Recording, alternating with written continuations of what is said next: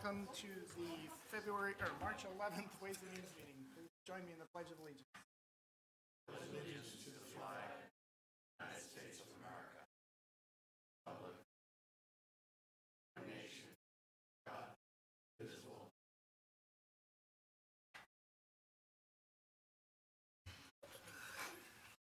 Thank you. Is there anyone here for public comments today? All right, seeing one, let's move on.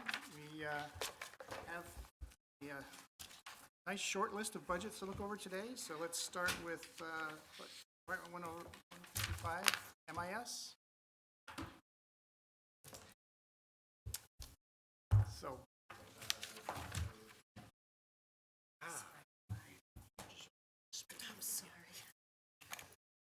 1 second. And can you introduce yourselves just so that folks at home and we all know? Joseph Bongiorno. Hi, Joseph. David Souza. Asco? Hi, Whitney. Brad, what do we got? Yes, thank you. The MAS budget is a little bit over guideline, but they're only, but for good reasons. There are only about 4 actual points of note with the budget. Salaries are standard increase, and again, we'll see the full amount of increase once the contracts have been negotiated. Settlements will move some money over. So the drivers on the budget, we can start with, for the increases, we can start with network and web services. So they have, Are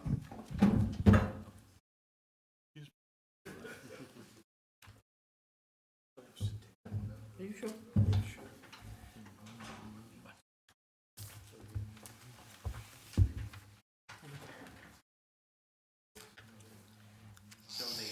so if you look at the network and web services page, Viewpoint, which I believe is the building permitting software, which has been talked about at this committee over the past couple of years, they're going from 3 licenses to unlimited use in the department, which is about a $9,000 bump.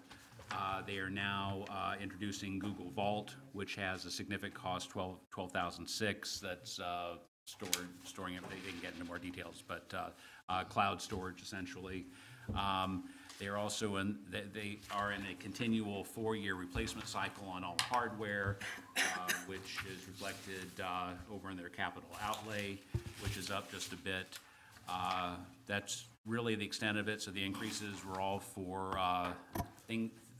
infrastructure, MIS infrastructure that we need. The subcommittee voted 2-0 to support.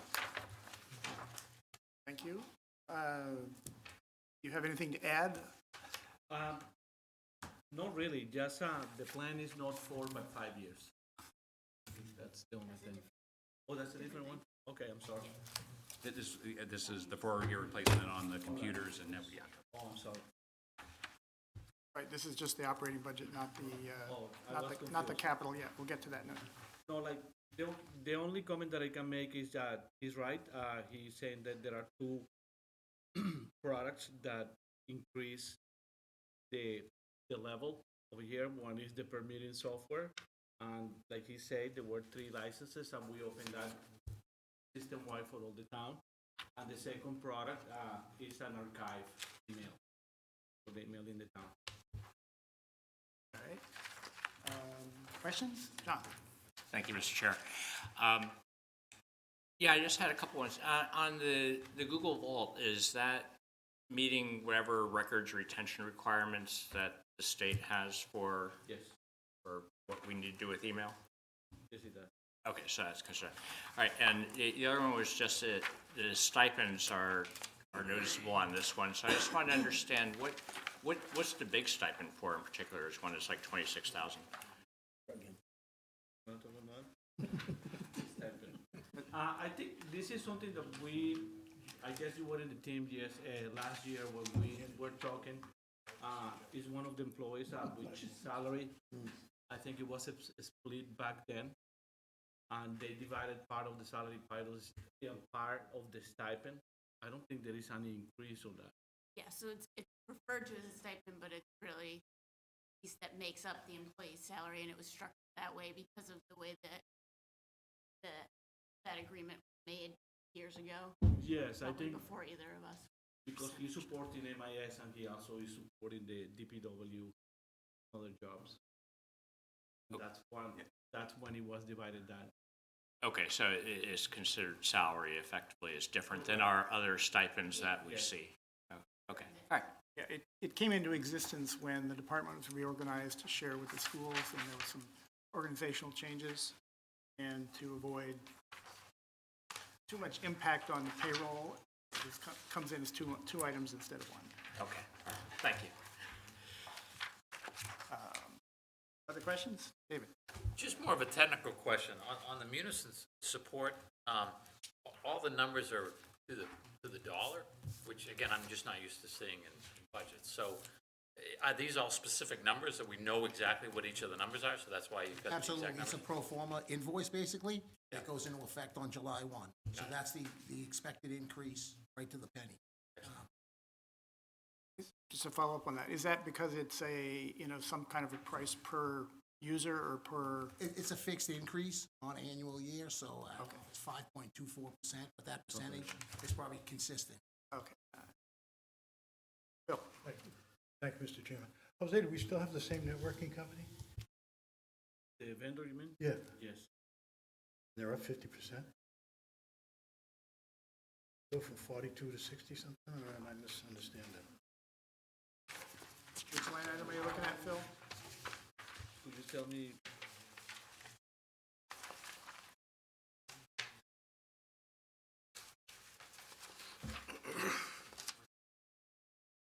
No, it's only up 34%.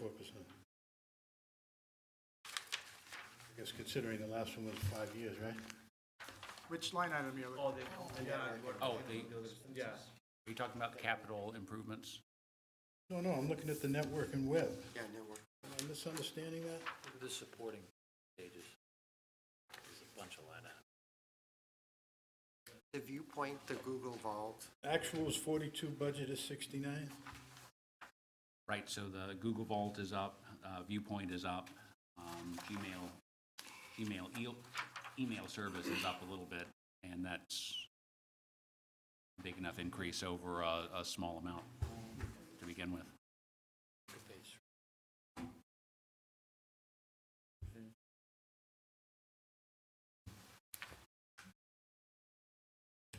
Thank you, Mr. Chairman. Rob? Google Vault, is it on the government cloud? Yes. So is the email. Big difference in security. Correct. Yeah, we use G Suite for government. All right, are there other questions? Seeing none, can I have a motion to approve? So moved, Mr. Chairman. All in favor?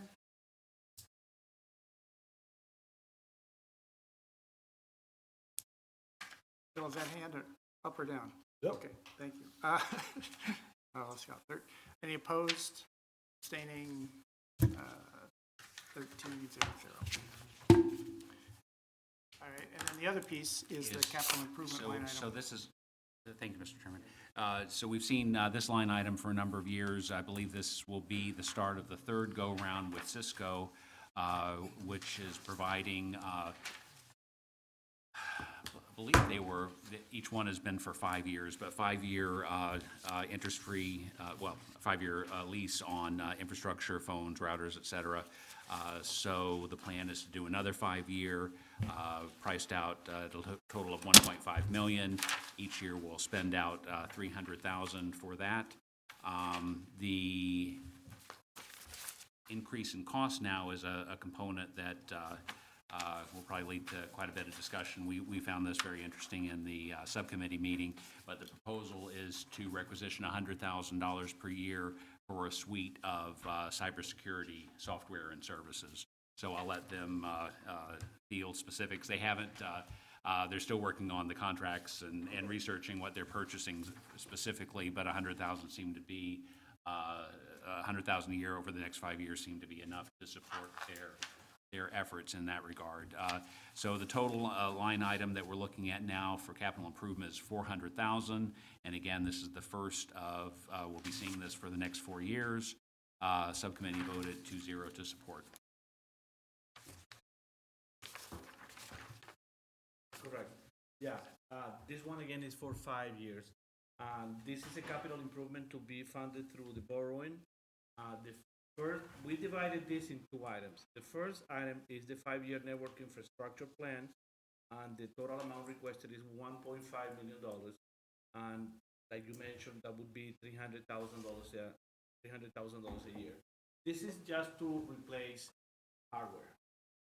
Not all the hardware for the town, not all the hardware for the schools. It's just hardware that has come what we call the end of life. What is involved there would be wireless equipment, switches, 4 switches, and some telephone. That's what is covered over here. It also covers for licensing and support, and the call manager, correct.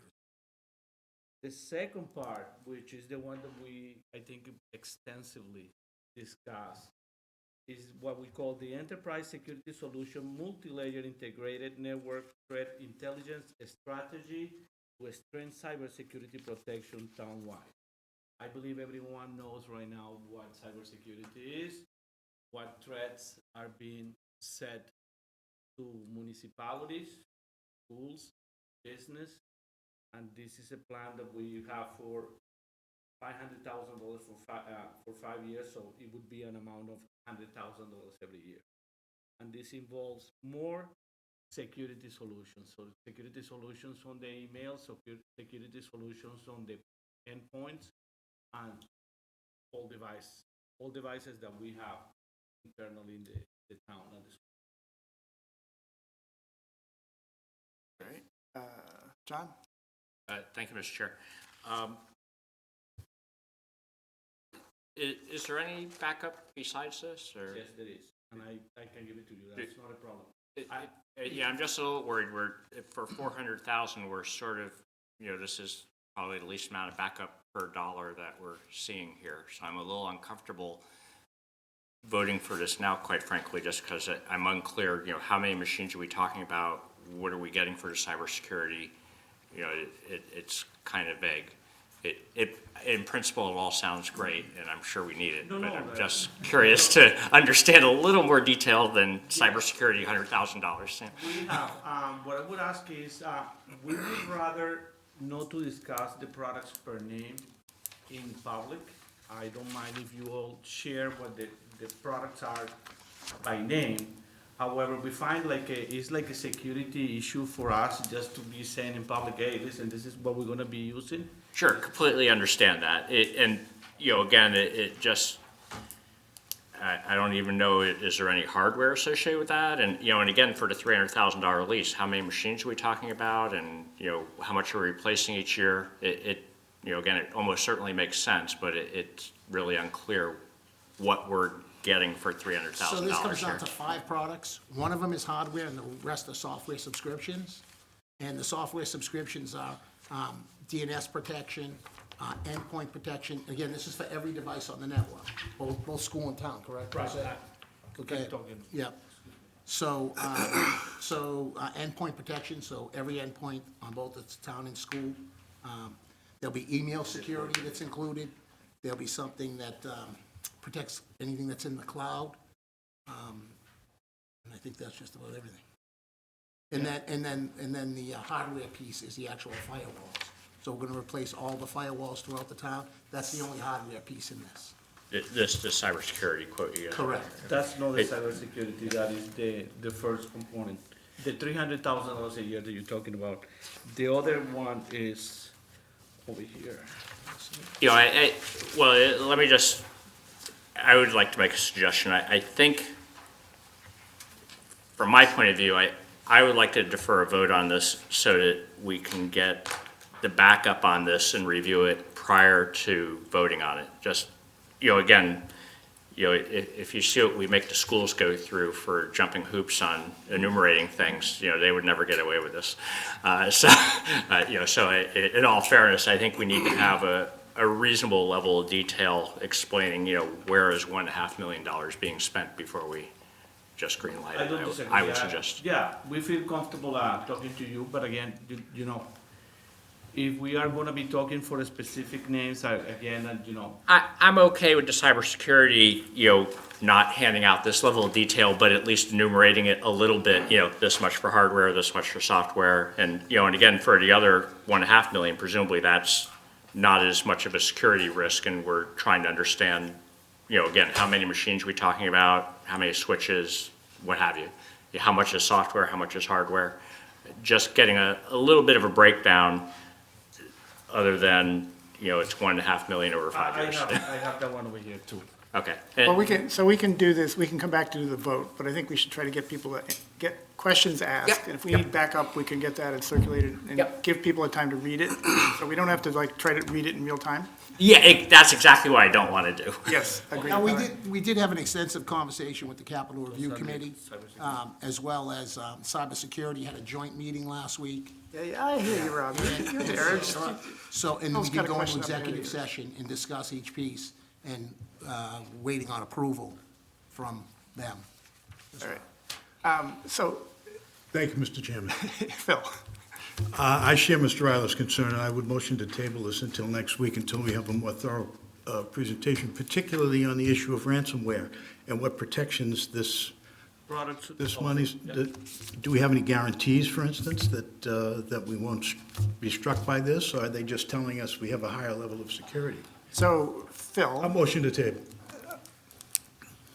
I can't delay that, but I think we should get more information tonight before we table Well, it. if we have a second, Second. Okay. Is there further discussion? I guess it has to be on the motion because we got a motion. My only question for you, Mr. Chairman, so if we're tabling it, are we saying there'll be backup sent to the committee prior to next week's meeting then? That will be necessary. I think, Rob, you also wanted to either comment or contribute, so, Well, I've seen all the information because I was at the ISAC and right, so just so you know, Rob is on the ISAC committee, and he has a long background in computer security.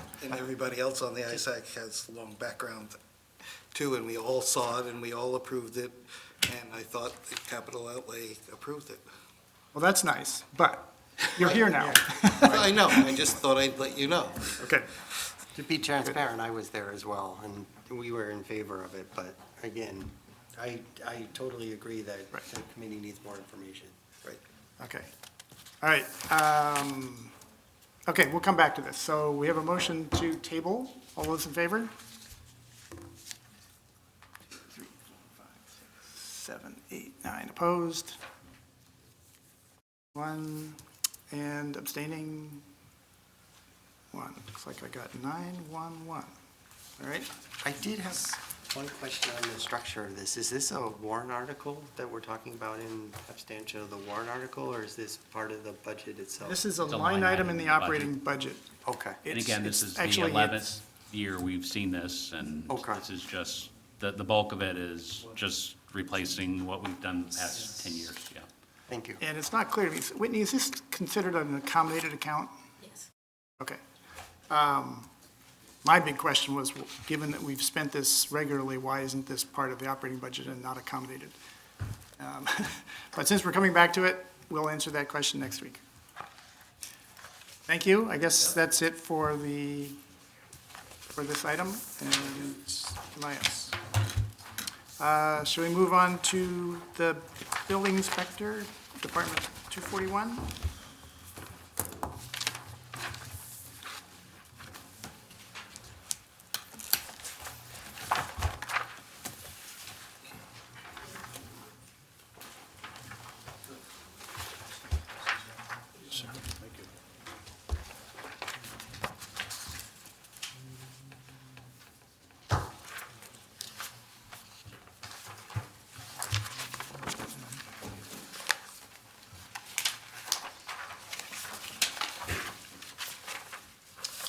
You ready?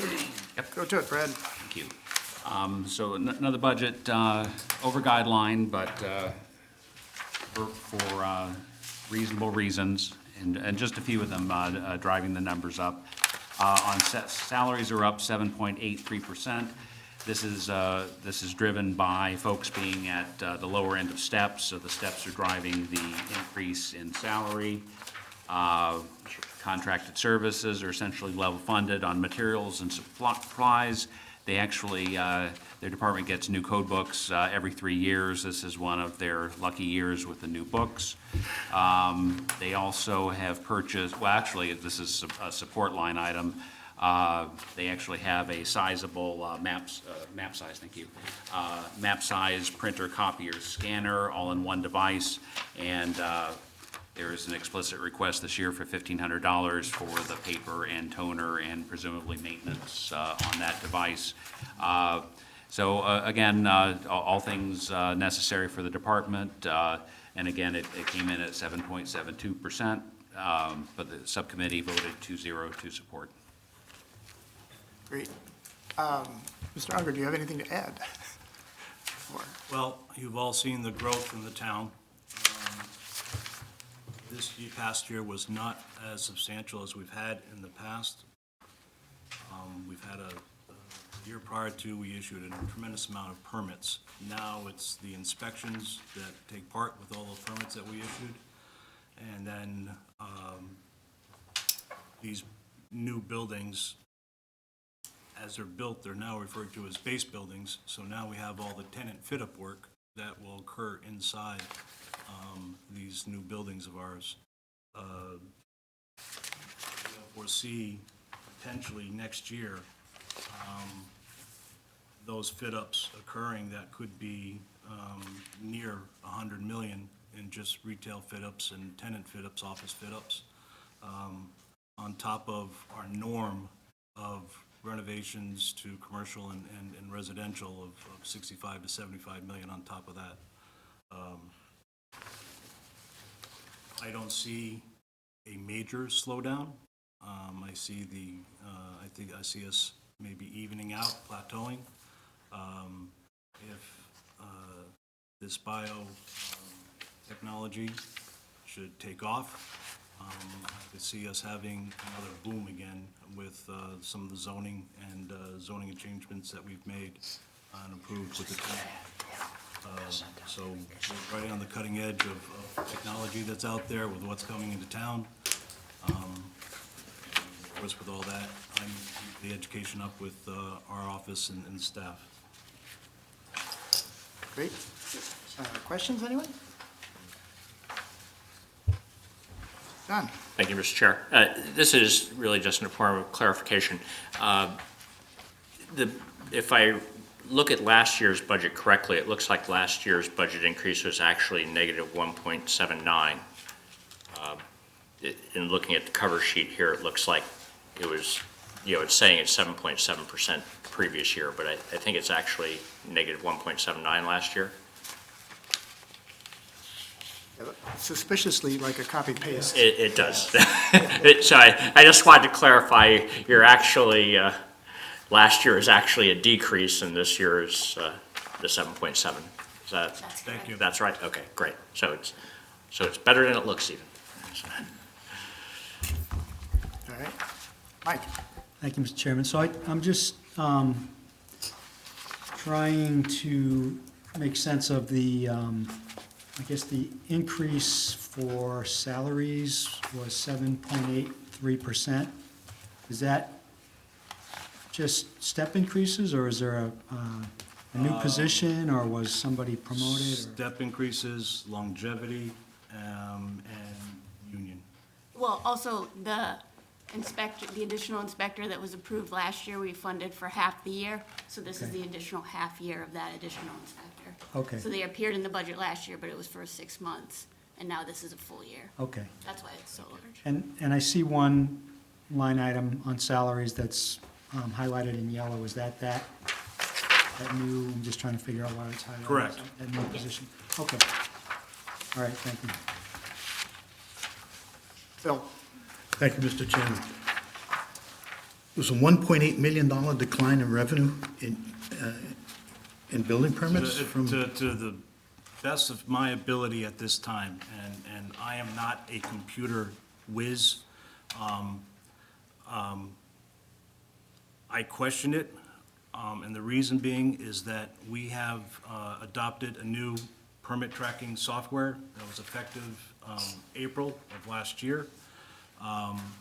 And there are some quirks.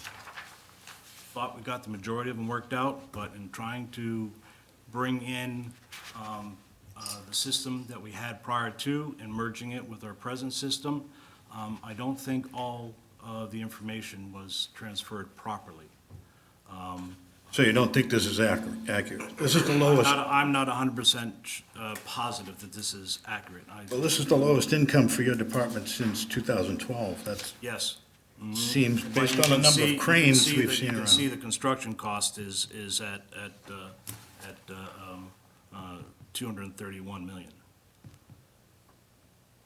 Yeah, down from 376. So, Well, the construction cost is we issued a lot of permits in 2018. And that took us primarily through, these were large projects that we had, took us through the 2019 year.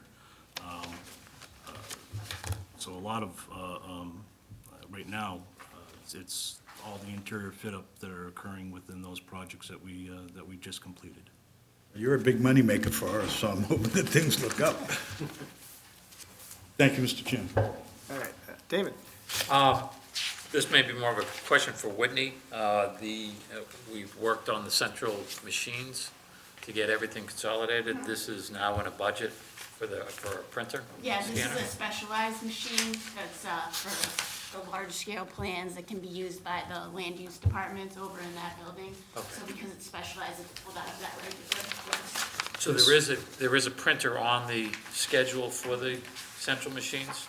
Is that a second printer that is in the office, or is that a? It's just a normal copy machine, right? There is a normal copy machine there, which is part of the main town hall's services.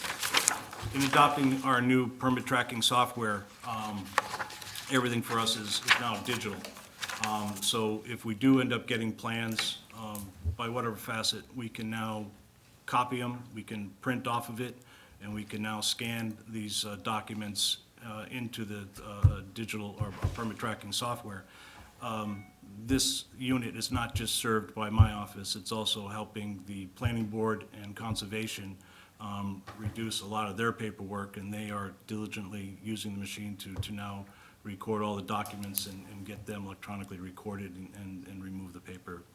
So certainly a need, so I'm not contesting the need, I'm just, I guess, saying what budget should it be in? So I know the rec department, because I think their copier is separate too, or is that in the central machine, That, we have one in the central, if there's an additional one that they have, the color that may be. collated one in their budget?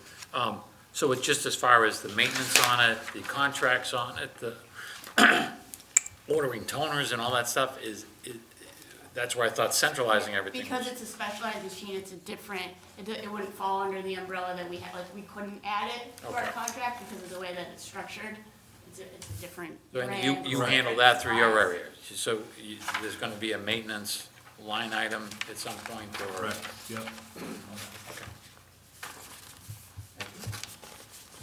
Other questions? I've got a real simple one. I noticed there's a line item for viewpoint support. Is that separate from the viewpoint support that was in the MIS budget? Yes. This is for when we need to consult with one of their techs with whether we have a problem or need to modify the system. Again, we're trying to work out all the quirks. My assistant, John Luther, he's much more computer literate than I am, so he can handle a lot of himself, but there are some cases, as with printing out our report and trying to get the quirks out, we need to consult with them, and that's part of that budget. All right. So I guess it makes sense, I guess, that the licenses are part of the MIS piece, but any kind of extras are in the departments. Thank you. Anything else? If not, can I have a motion? So moved. Thank you. All in favor? Opposed, abstaining, 1300. Thank you, Mr. Anderson. Thank you, folks. Next up, we'll just keep doing them in order. The sealer of weights and measure, Department 244. This one's so small, it seems like it ought to be fit in somewhere else, but, So, if I may, so we have we've seen this before in this situation here before. Our contract, we used to do this in-house, now we contract it out. It costs $15,000 per year. The income on this is not constant. We sometimes we exceed income of 15,000, many years we don't. This is just because the equipment that's being tested is the different types of equipment are on different multi-year schedules. So in order to smooth out the cost of this, we've been goosing the amount from the budget, the operating budget, in the amount of $7,500. Whatever comes in from the operation at the end of the year, it gets what isn't needed to pay against the 15,000 just comes back into free cash, I believe. But that seems to be what we've been doing for some time, and there's no particular reason to change it at the moment. Subcommittee voted 2-0 to support. all right. Thank you. Any questions? John? Thank you. Wasn't there a revolving account associated with this? Yes. Yes, Okay. that's what he Okay, said. so it's not going to free cash in particular, it's going into revolving fund, isn't it? Or, Which is flushed at the end of the year. It has an expenditure limit. oh, is it flushed to zero each year? No, No, I didn't think so. It's just the excess above whatever maximum balance it's allowed to have. Okay. I want to say it's 20, John, do you remember? 20,000, Okay, great, thank you. Is the balance? the expenditure limit. It is, I have to ask this to make Paul's head explode. Were we gonna go over to revolving funds at some point? Were we doing that collectively or with each department? What was our strategy for that? I can't remember where we ended up.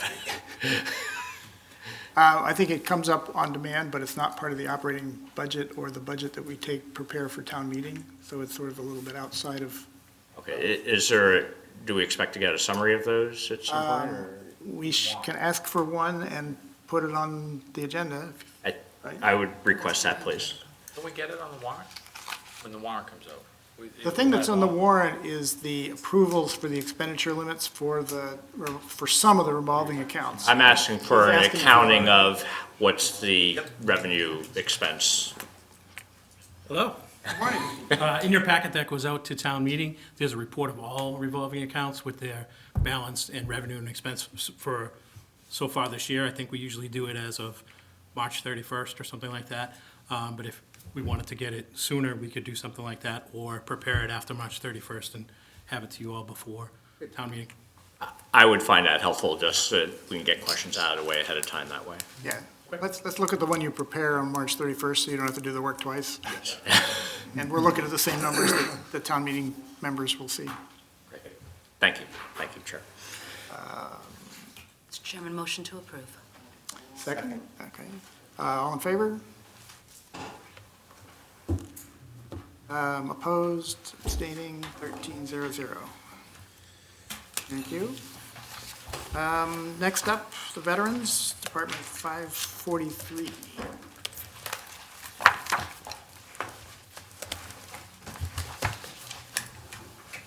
Actually have less to say on this than I did sealers of weights and measures. So, salaries are driven by contract, steps. Otherwise, it's level funded, coming in at 2.5%. Subcommittee voted 2-0 to support. Welcome. Can you introduce yourself and add anything? So, Chris Hannafin, I'm the department head for the Veteran Services. Been here for 5 years now, so. Great. Yeah, I just have a few things that I'd kind of like to discuss, and it's more along the lines of a future projection for maybe next year's fiscal year.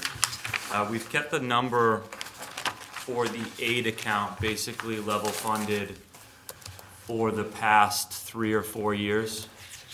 And one of the things that I am seeing is with the increase in, I would say, low-income apartments, particularly with the reserves, there is an opportunity for low-income veterans to be moving in. And that may determine where this budget goes. I've only seen one since they've allowed this to move through. And unfortunately, in my line of business, most of our veterans are older, so we're losing veterans as much as we're gaining them as well on that. But I would say that at least if I could forecast the increase in aid account, not this year, but most definitely probably next year. So it's just something that we should probably keep on our radar. I don't see that it being an additional 100,000 by any means, maybe a couple thousand. Would you guess that by this time next year, we'll have seen sort of at least the first wave of people moving into, veterans moving into town to I'm take seeing advantage the of that? first wave now. We've added 4 new people in the last, or since October. We've only lost 1. And I do know that with the apartments usually comes the low-income side of things. And generally speaking, whether or not that's with senior housing or not, if you're a veteran, you're usually put at the top of the list. Okay, So it's something that we should consider. all right. Questions? Mr. Chairman, motion to approve. Second. All in favor? Opposed, abstaining, 13-0-0. Thank you. Next up, And, disability access. and we have disability access. It's up $10 this year for a 1.0. That's an increase on the recording clerk salary, increase of 1.03%. Subcommittee voted 2-0 to support. You can fight $10. Mr. Chairman, motion to approve. That's Well, we good. got to talk about them. Is there anything to add from the Disability Access Commission's point of view? No. Okay. Not even asking, okay. Might as well move on. All in favor? Opposed, abstaining, 13-0-0. Thank you. We add this to the governmental, Thank you. the moderator? $500. Shouldn't we add it to the governmental group there that we did last week? Is this just, It's not, those are sort of grouped by things appointed by the moderator, I think, aren't they? Or are they? yeah, those are recording secretaries. It's not just sort of miscellaneous part-time. Moderator salary is in there, why should this be in there? But they're overseen, they have their own commission, and it's kind of its own thing. I mean, to be completely frank, the operating budget for the commission is taken from the handicap parking fine fund. So it's, although it's not an approved line item here, you know, the commission, if I could be completely frank right now, is the handicap parking fine fund is at $107,000. So that's basically the operating budget right there. So just realize that, so this is a part-time, there's a part-time figure here, which is pretty too low to be doing much of anything. What's the role? It's a recording It's just clerk recording for clerk? for our meetings. Okay, so sorry, Phil, you're right.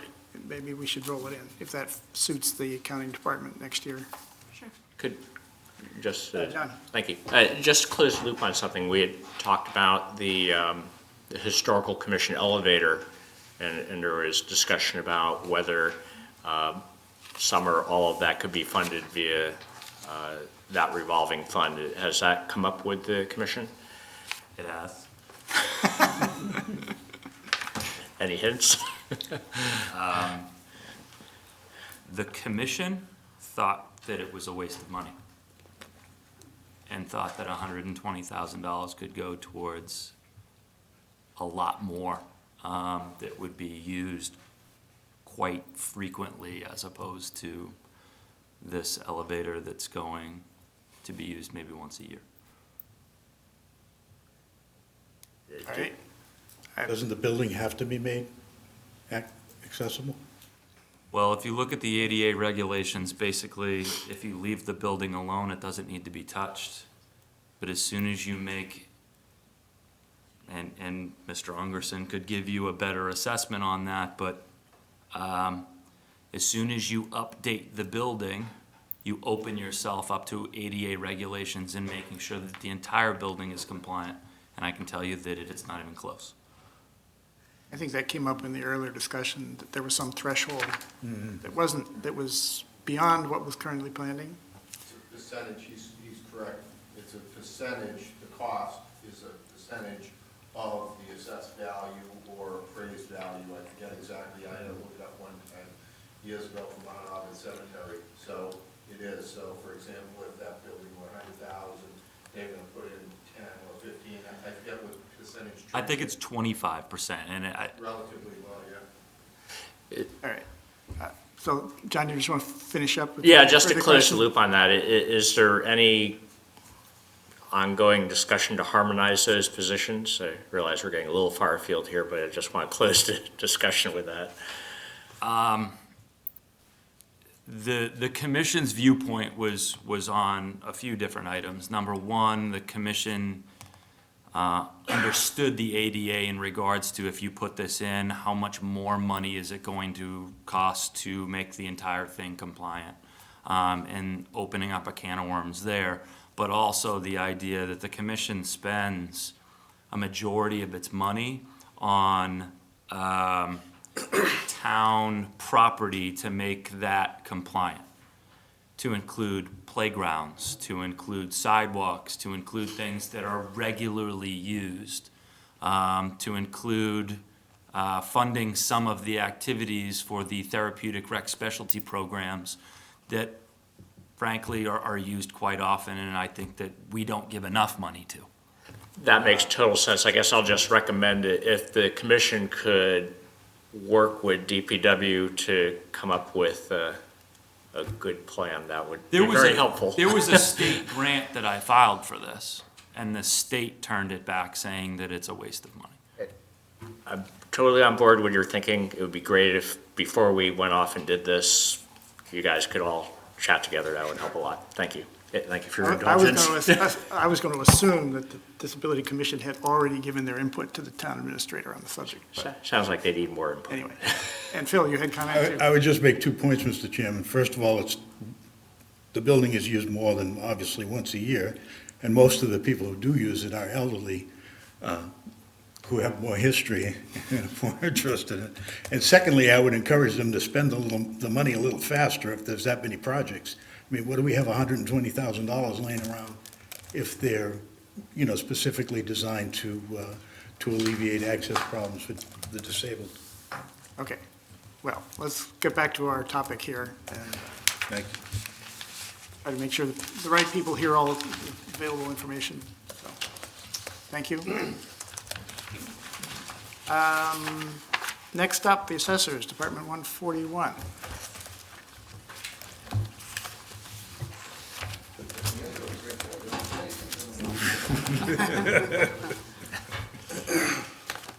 So we met with Jim, I and fill out deaf ears. overall the budget is up 2.02. Kind of going through it, we spent some time. The salary figures are all contractual numbers that show those small increases. As far as the expenses go, you remember that last year we approved the new Patriot contract deal at $50,000. That'll be a level number for 10 years. Software, the Patriot software license, again, that's a licensing fee that is increased, so that's why you see that increase. We also have mapping services that have increased, as now we're using APGO as our provider. We're having someone do it at a very reduced rate, and we are now using, that provider's no longer available, we're using APGO, and that number has gone up. The rest of it ultimately is level funded. So, two things I did want to also share with this budget and conversations that we had as part of the subcommittee. And Frank Monaco last year brought it up to the committee, the whole mapping issues that are kind of spent amongst various departments, and he was a very big proponent in trying to get, the mapping all consolidated under one. So Jim is happy doing, what he's doing, but I do think, what the subcommittee wanted to reiterate Frank's point, which is this really should be all done under one budget and one overseer instead of various overseers. But for now, this is what we have. Also, you're going to see that there will be most likely a warrant. So I just wanted to bring your attention. We're not here to discuss the warrants, but there is going to be a warrant for the Macy's Appellate Tax Board appeal. So, not sure what that number is. Again, we'll discuss it more at the time, but know that number is coming in. Jim may want to talk about it a little bit, but again, we'll discuss that fully when the warrants are there. So, overall, based on the budget presented, the subcommittee voted 2-0 in favor. Great. Mr. Doherty, do you have anything to add? Well, first, it's great to see everyone here again. David did a great job, along with his colleague, and certainly, I must say, I miss Frank, and I'm sure you all do, and so I'm sure he's home keeping an eye on you guys, and He paid you to say that, right? I want to say, Frank, wherever you are, we're looking out for those maps, but we're going to wait for you next year. Wow, that sounds a lot worse that way. Other than that, in all seriousness, I think David did a great outline, and, we continue to churn out revenue down there. We continue to attempt to do our best to assess all property at full and fair cash value, and most importantly, equitably distribute that, so people feel that, everybody's just paying their fair share at the end of the day. Obviously, as David alluded to, we do have people, both commercially and residential, that take exception with their property values sometime. We try to work through our issues with them, and we're generally very successful with that. In some situations, we find ourselves at differences that don't appear that they can be resolved. Macy's being one, for example. We were vastly apart in our opinions of value. We felt there was some portions of that site, based on a plan that was submitted to the planning department, that there was additional capacity for development down there. Macy's, in our opinion, did not, could have been more forthcoming in our discovery process, and we intend to pursue that further. We're appealing that decision. I was just on the phone today with the attorney, and we'll be appealing that decision. But we just believe that, people, I remember having a conversation with someone when I first came to town, a large commercial property owner in town, and my comment to them was this: we both want you to succeed. You clearly want yourself to succeed. We want you to succeed as a business, because you're successful, our tax revenue is successful, and everybody lives comfortably. So we just believe that, again, everybody should pay their fair share, and if there are development rights that people want to propose to build on, then sometimes those exist before there's a building there, and they should pay their fair share on those portions as well. So you've heard my discussion on that in previous town meetings as it relates to some large projects, and I come here every day solely with the interest of not trying to be a zealot to seek out revenue, but to make sure that the town gets what they're entitled to, and everybody gets a fair shake as best as possible, and I will continue to do that for you as long as I'm here. So that's really all. All right. Tom? Thank you, Mr. Chairman. I was noticing on your gas allowance at $4,200, is there not a need for you don't have access to company, town vehicles? That was a decision made by the prior town manager to go this route. It really applies to myself and our data collector. That's why that went up a couple of years ago when we got rid of Patriot and we brought that in-house. I mean, I'll give you my personal opinion. I personally, and I think the data collector would probably feel the same way. I think it's probably less impactful for him. But when you're sitting in front of a property and you're looking at it, you know, from a valuation standpoint, particularly today, as an example, this time of year, I'm looking at some of the abatements that were filed and stuff. There's a time and place where you want to have dialogue and stuff, and there's a time and place where you kind of want to be out doing your data collection and throwing a big symbol that says Town of Sussex. Come on over and let's talk about things. So, just being honest with you, you know, sometimes being discreet is good, you know. So either way, I think long-term, to be, not to be a wise guy about it, but long-term, you know, I think from the data collector, if they wanted to, you know, dedicate a car to them, that would be fine, but it's really, you know, a business decision from the town standpoint, I guess I would say. Well, it'd be nice to be able to present that to a subcommittee next year, if that's something that you really feel like you need. I'm not a proponent of it. Oh, okay. I'll just be honest with you, but I clearly, I guess what I'm saying is if the town wanted, I proposed it to John, and John said, no, I just want to stick with, I don't want to buy a special card just for that person. So that was kind of the business decision. But I guess what I'm saying is, I'm open to discussion, so. Tom, isn't it likely that a car, this is actually cheaper than a car? What is? Isn't this $4,200 for gas cheaper than the town buying a car? Well, two people would have to. Right.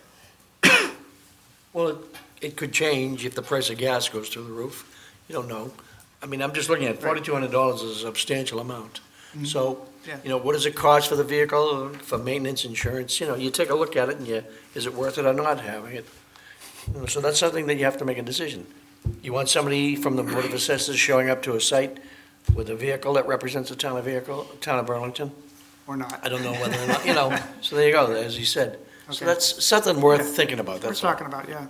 All right. Some towns do it that way, clearly. Some departments have cars and some don't. I don't think there's a right or wrong. I think, like I say, it's really the town, how they want to, you know, maybe if you did anything, have a subcommittee. I don't want Paul to shoot me, but, and I come from Arlington, so I'll be the last one to say form a new committee. Just telling you. I will say this, if it was something you're going to do, I think you might want to look at it holistically to the extent, you know, you can get some sharing and stuff like that, but sometimes the logistics get a little, you know, hairy. Everybody needs a car at the same time, you know, so. Right, yep, pooling. Phil? Thank you, Mr. Chairman. There was a couple of years ago, there was a couple of large transactions at the mall. If we knew what those dollars were, we could provide real comps, right? It certainly is always helpful when you have market data, no question about it. Okay, and why can't we get that market data?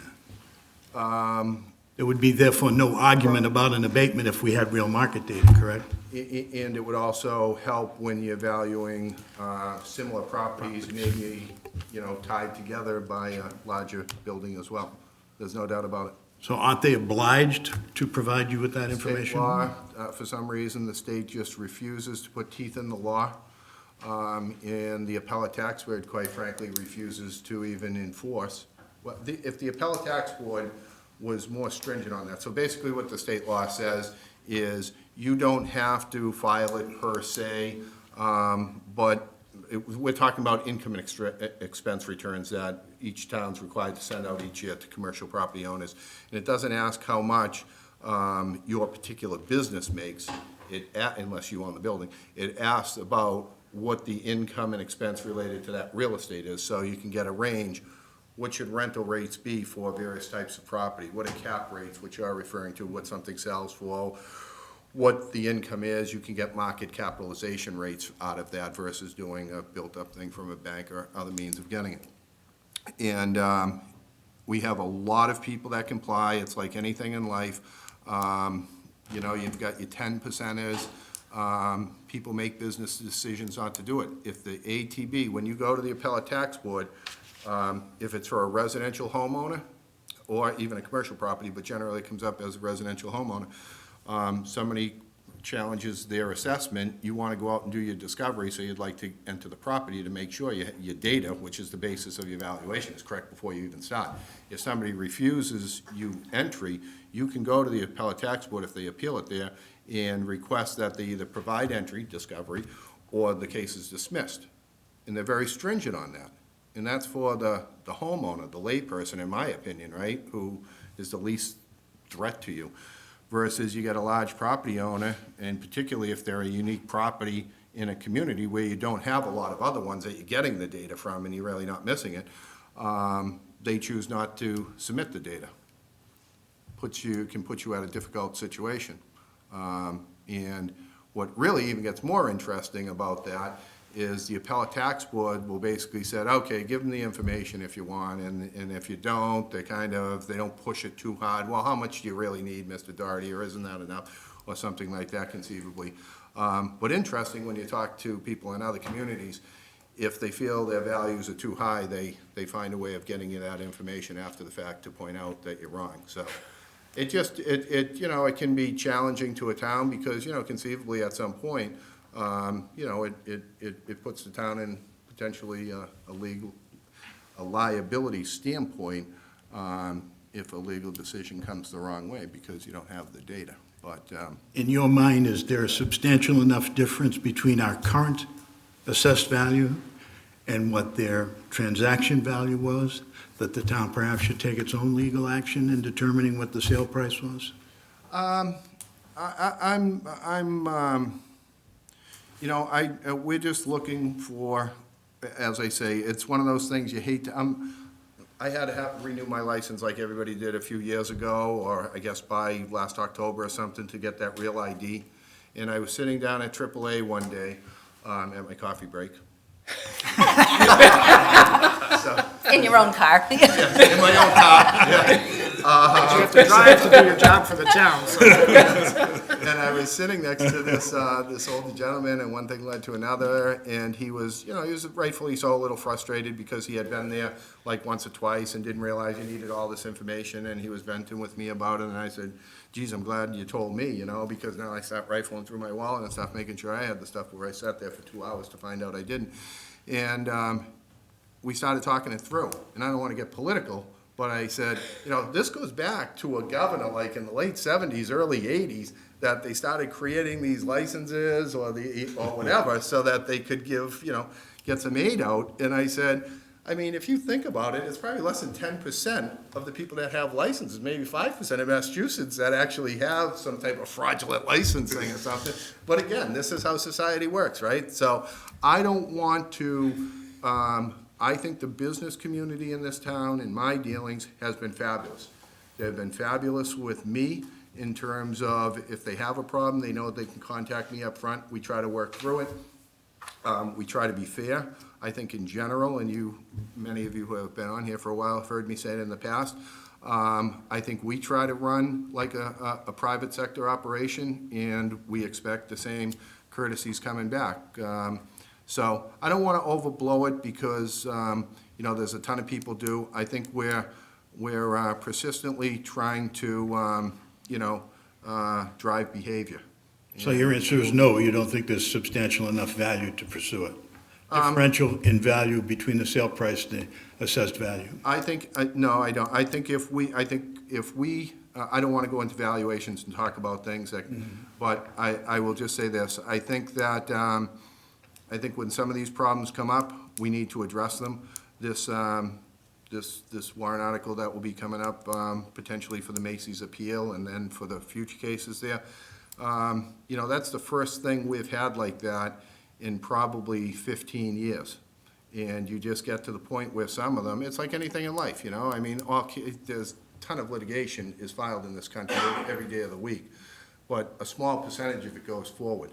And I will just say, I think we were in a position, the town was put in a position that we had no option but to pursue that legally. And we think the decision was incorrect. And Hopefully, we'll win it on appeal. I don't want to, again, talk about what we think the likelihood of success is, but I will tell you this. We have additional years pending for that same property moving forward. It's public information. And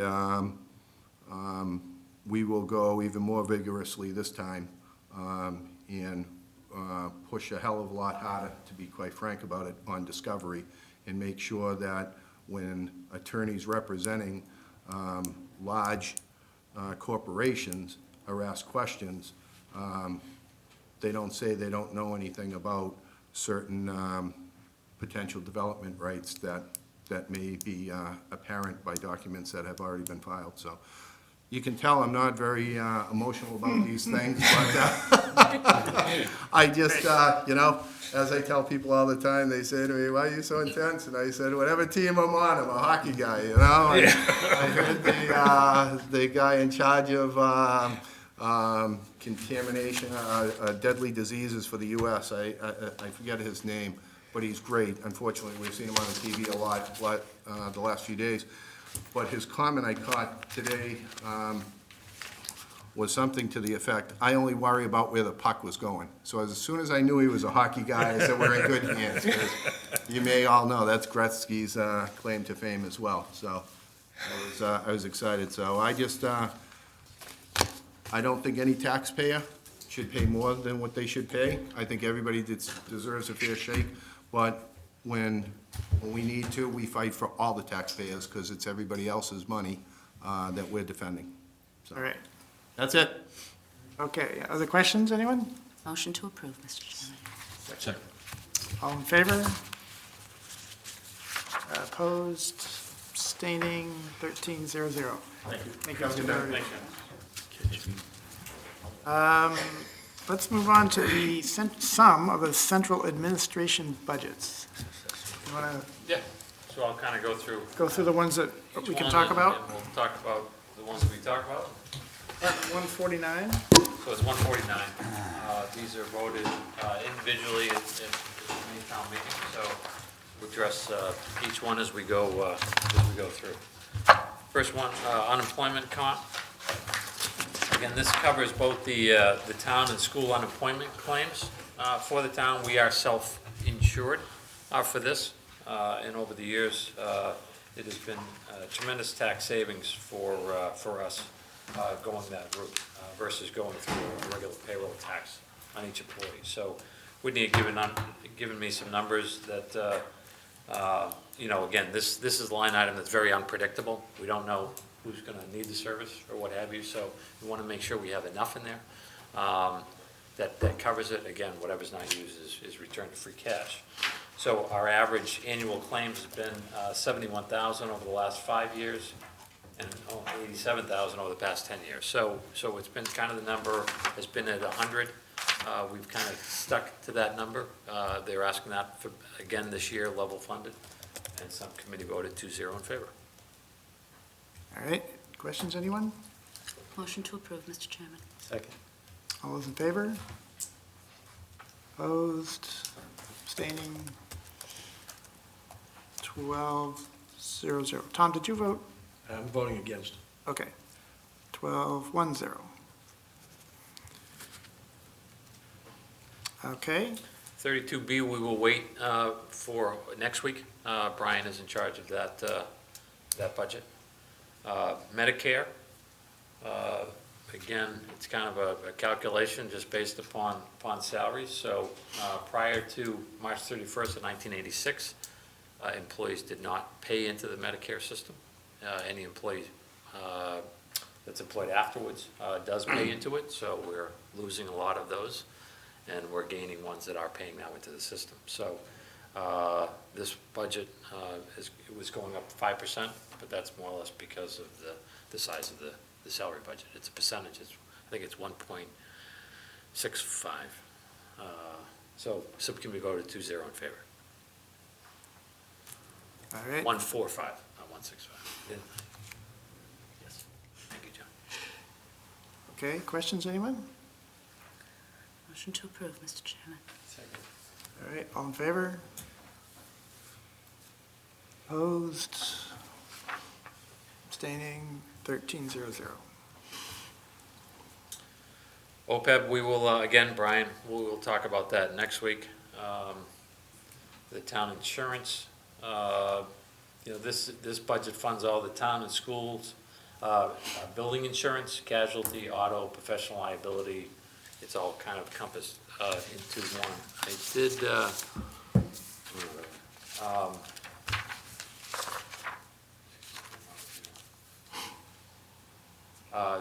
the town is part of it, so you get the premiums, you get benefits. I didn't include the budget summary on the different categories, but it's the premiums, again, benefits, administration, the excess liability, and reserve. So basically, it's a number that's all encompassed within those categories to fund those casualty autos, professional liability, all of that. We have a town consultant that looks at this each year for us and brings it out to bid.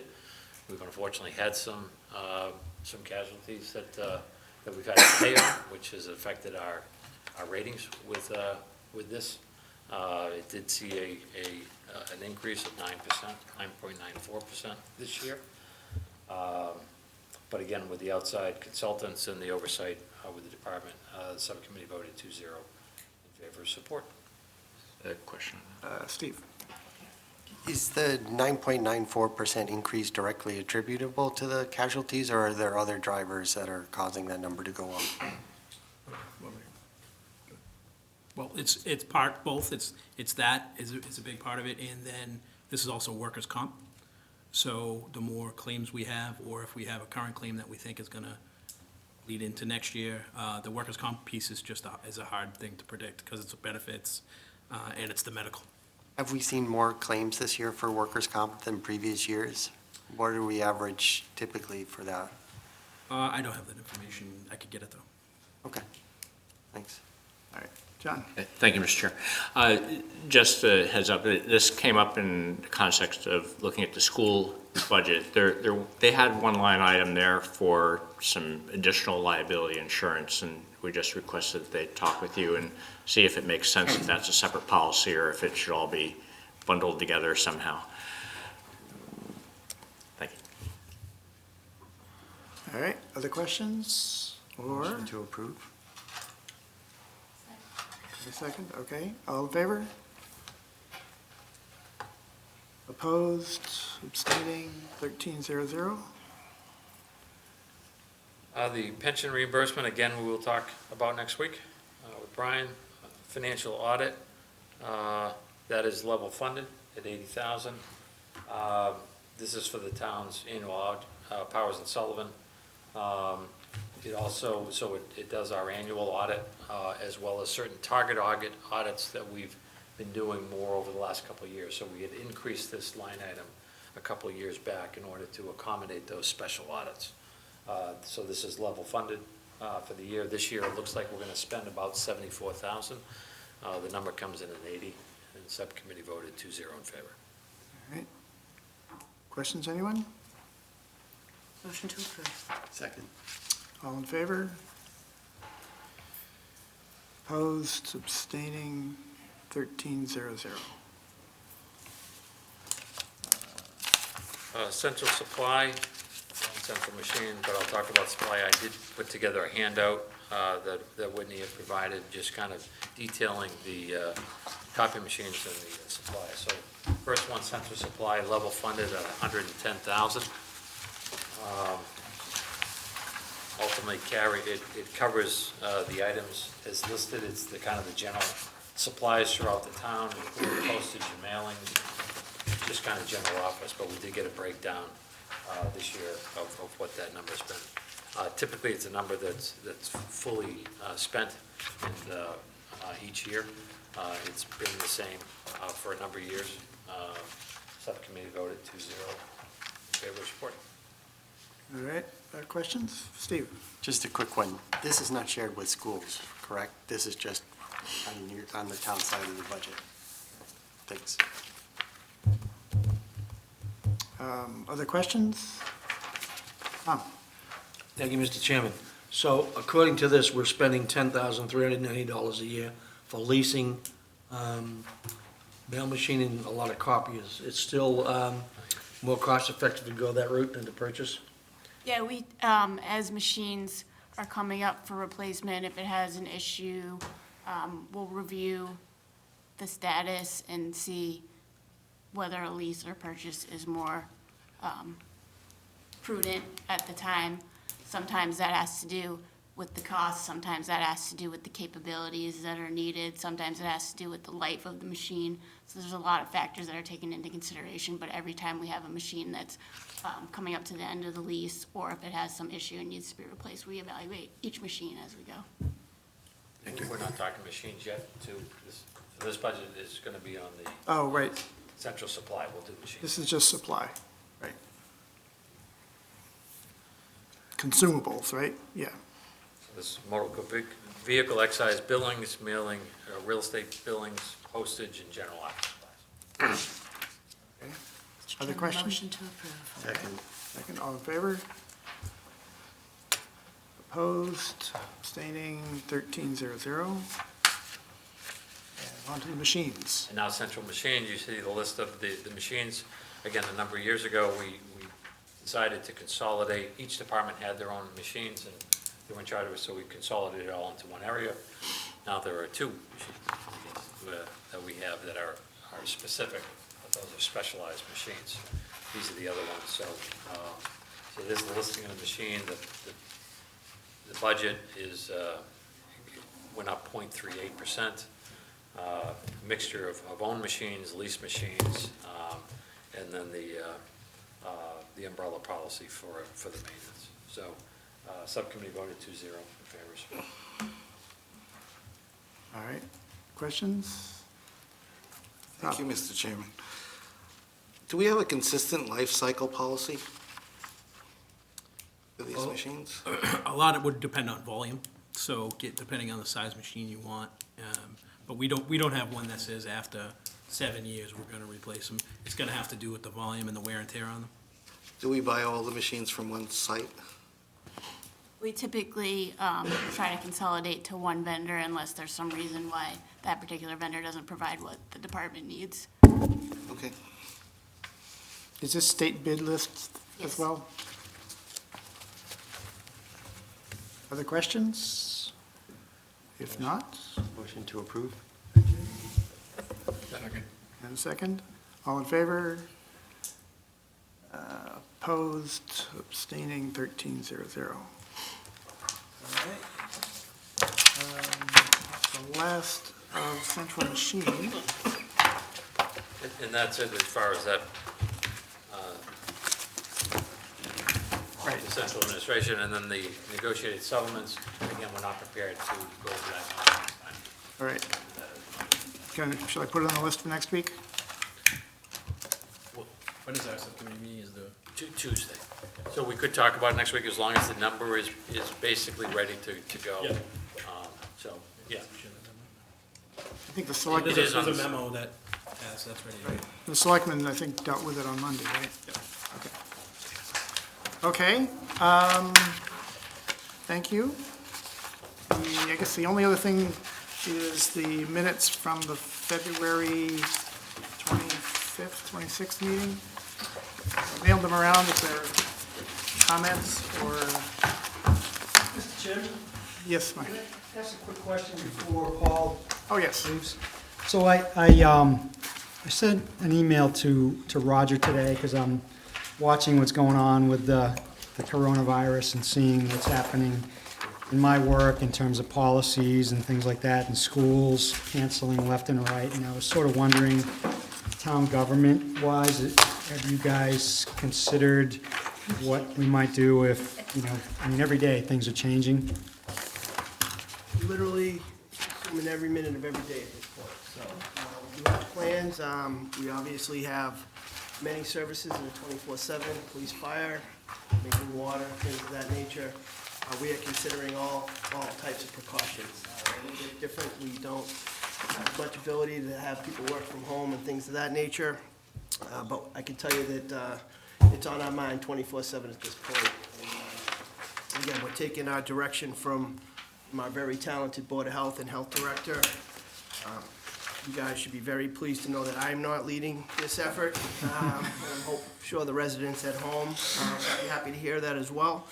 But we just have a phenomenal Board of Health. They're very calm.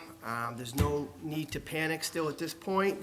But certainly, all the recommendations that you're hearing about is basic as cleaning your hands, avoiding large crowds if necessary. All those things will assist. So, you know, we would recommend that you do follow the guidance you're hearing. And, you know, hopefully, this thing's probably going to get worse before it gets better in terms of cancellations and things of that nature. It's, again, every hour that goes by, there's something else going on with it. But I can just assure you that I've been unbelievably impressed with the work of our Board of Health and our Health Director in leading this and guiding us in terms of what we should be doing to try to protect the public, so. Do we have any, like, for meetings like this, do we have any capability to be able to do it if we decided we didn't need to meet in person, to do it virtually, remotely, et cetera? I forget what the remote access rules are, but I think there has to be a quorum live in order to do that. In Governor Baker's address yesterday, he suggested that governmental boards continue on at this point. There's no guidance for us to shut down these type of public meetings at this point. So at this point, they are recommending that we continue on, but again, it's literally every half hour we hear something different, so subject to change. One thing that's very good in Burlington is BCAT covers a lot of government meetings, so the residents can be well informed without having to join us here in the room. And the general advice of, you know, distancing yourself when you can is good. Yeah. I mean, I was thinking, if we needed to do conference calls instead of meeting, does the town have conference bridges? I mean, would we even have Yes. the abilities to And do like I that? say, I think that they would have to give us guidance on that in terms of open meeting law, and it would be a total seat change from the way we do business now, so we haven't received any information to suggest that we should do that at this point, but it, you know, NCAAs are gonna be played with no people in the crowd, so I think that further guidance like that may in fact happen. Do really pretty radical things than what we're used to doing. It's gonna be a shaky couple of upcoming months, I think, so. Right. Yeah, I mean, Still, start again, planning no for it. reason to panic, but I think all these suggestions that are being made in the media, you know, I think they're very valid, and they will prevent the spread of the virus by doing, you know, some of these basic things. And again, our most vulnerable population is our seniors, and, you know, we're really putting a lot of thought into that aspect of our operation, so. Just from the budget, like the budget approval standpoint, crazy case, but if we were to a point where they said, can't have town meeting, and we can't, like, what can you do in an extreme situation to just continue the budget until it can get a new one? I think what the state has done in emergency situations when a community, for reasons other than this, hasn't had a budget, is they've sort of allowed them to operate on a 1/12 budget, which would be every month you could get to spend 1/12 of what this current year's approved budget is until you can get something into place. That's how they've done it in other cases when a community has been unable to have a voted budget in time for July 1st. Right. I mean, I assume it would be delayed, not Right. not eliminated, Right, so. but it would just be what, you hit these deadlines where if you don't do this, but, yeah. Right. Figure somebody's figured it out. All right, thank you. Thank you. Before you all run off, are there any more comments? Can we do a motion to approve the February 26th minutes, or should we put it off to next week? Move to approve. Second. All right, all in favor?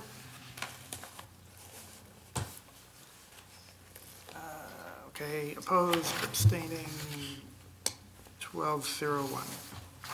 All right, thank you. Next week, Motion to adjourn. Oh, next week we got another agenda. you can email it And to you us. know, This is the upcoming attractions for our viewers on BCAT. and it's scintillating because next week it's the police and the fire and emergency management, treasurer, some of the accommodated accounts we didn't get to today, and debt service. Motion to adjourn. Thank you. Good night. Roger, you're gonna add